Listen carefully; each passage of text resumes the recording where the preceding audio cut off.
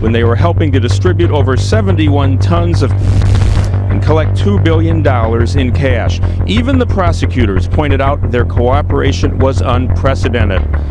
Their assistance led to the arrest last year in Mexico of Joaquin El Chapo Guzman, the alleged boss of the Sinaloa. They make a deal. We're going to help you get El Chapo if you protect us and you make sure we don't get a long prison term.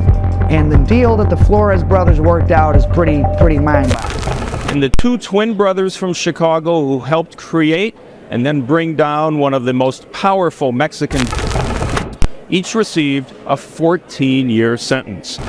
Pedro and Margarito Flores have been cooperating with the feds, often undercover, for 6 years. They began, as Judge Ruben Castillo pointed out, at the height of their crime spree when they were helping to distribute over 71 tons of and collect $2 billion in cash. Even the prosecutors pointed out their cooperation was unprecedented. Now, when word hit the streets that the twins were cooperating with the feds, their father, who was safely back in Little Village in Chicago, for some reason, and it was a very bad decision, he decided to go down to Mexico.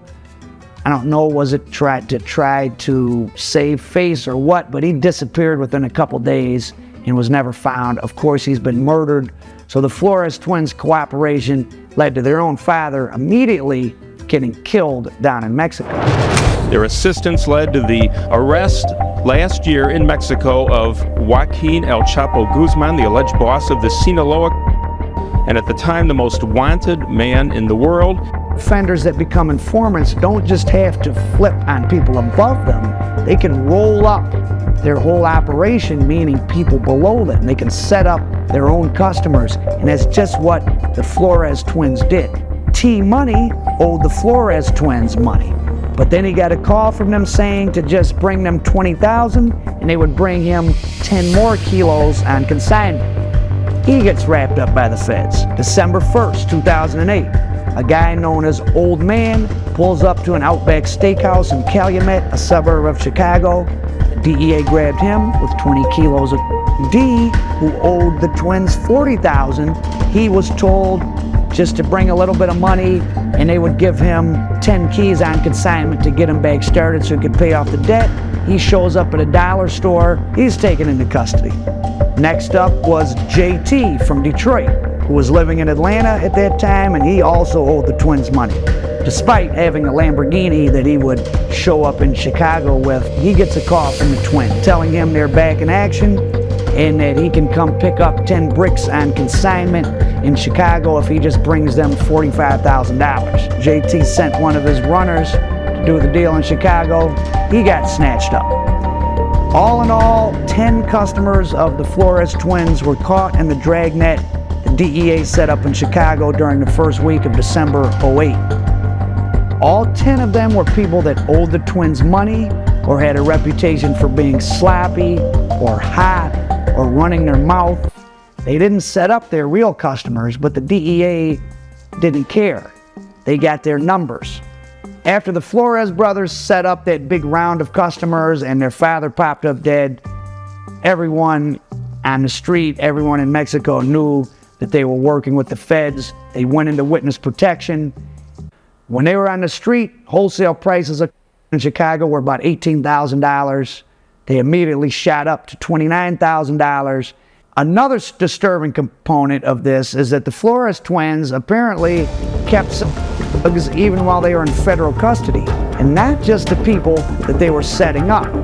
In a 2011 trial of some case in the Sinaloa, because there's a lot of sub-cases going on and that have already been adjudicated, one of their delivery drivers testified that he was making deliveries to people orchestrated by the Flores twins while they were in custody, and these were not to people that ever got arrested.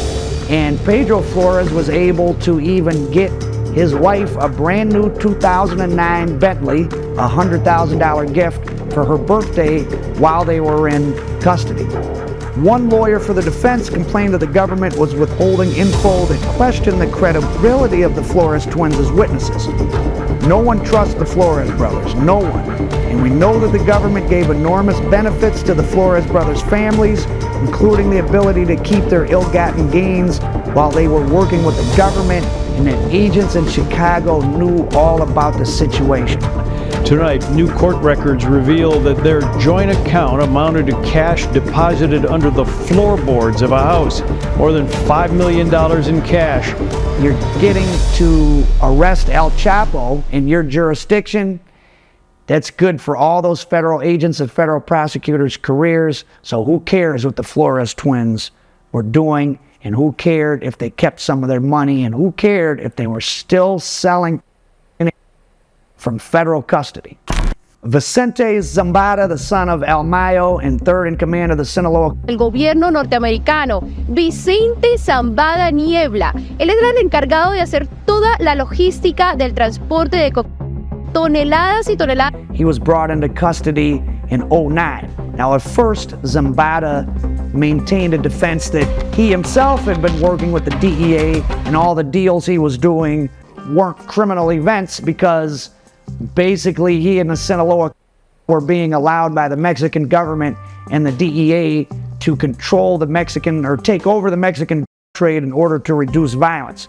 So he went along with that defense for a while, which frankly I believe could be true, but of course no U.S. court was going to accept that.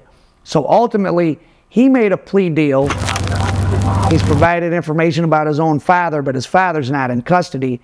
And Vicente Zambada himself, just him, he turned in nearly $1.4 billion in assets as part of his plea deal. As for the impact of the case against the Flores twins, El Chapo, and the Sinaloa in general, and we see on the nightly news wherever you live in the country, we're now in the worst opioid epidemic, which is far more people ever did. And a lot of it is Mexican coming up across the border from the new that have sprung up to replace El Chapo in the Sinaloa. El Mayo is still operating, and you have people like the Jalisco New Generation, which are even and brutal than the Sinaloa or the Beltran Leyva brothers or the Arellano Felix brothers. And the Mexican died down a little bit in the last couple of years, but in 2018, Mexico, cities like Tijuana have set new records for homicide, surpassing even that of years back at the height of. So, cut a lot of corners. They let people like the Flores brothers continue to sell, or at least continue to benefit from their ill-gotten gains while in custody, receive relatively light prison sentences, and all for what?